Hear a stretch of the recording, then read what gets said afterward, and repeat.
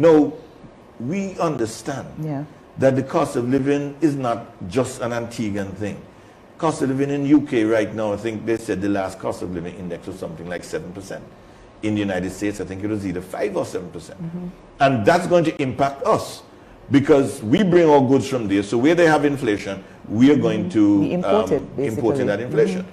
We know that transportation costs, shipping costs have gone up. We're an island, so we depend on that. However, as a government, you cannot just say, tough luck, grin and bear it, we can't do anything. That's not good enough. And we, the UPP, we have put on the table, and this is something that I know that we can do. We will be looking at reducing import duties on food items. But you know the Prime Minister says that that doesn't make sense. Well, he would say that, you see, and I'll come to that in a minute. But I heard him talk about most of them already zero rated. But again, he's showing his ignorance.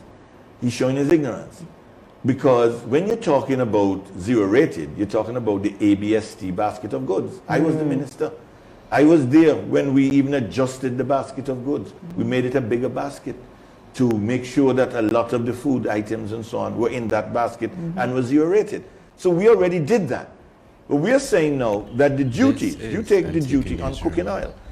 We may not eat cooking oil directly, but cooking oil is used for what? Cooking. Exactly. So you have to look at things like that. These things affect the cost of living. Cooking oil carries a tariff of 40%. We have to reduce that because let's understand. When you have inflation, in other words, when the goods are landed in Antigua, as they call it, CIF, cost, insurance, and freight. That includes the cost of the thing, the insurance, and the charges that it, to bring it here. When it's landed in Antigua, if it used to be $20 and it's now $40, the government is applying a tax rate of 40%, for example, whatever the tax rate is.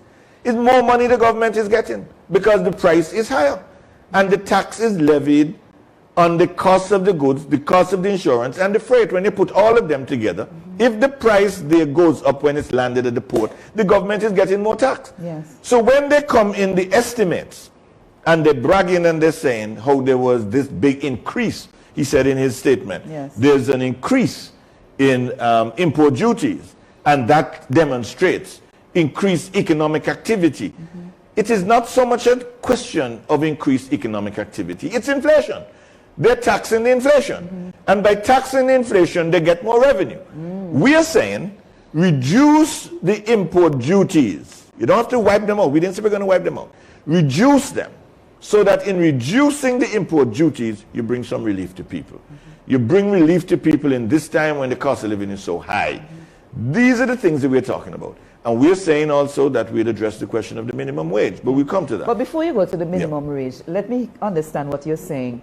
The UPP's call to reduce the taxes on import duties. Import duties. You're saying the government keeps it as it is. Yes. The government really doesn't lose. Definitely not. They're gaining. So it's the consumer. We on the consuming end who are the ones who are carrying the tax. That's right. Okay. That's right. And you see, it's very important that we get So there is wiggle room where the government can give up some of the revenue so that it can benefit. Because of the increase in prices, the government is pulling in more revenue. And I think it's important that we understand.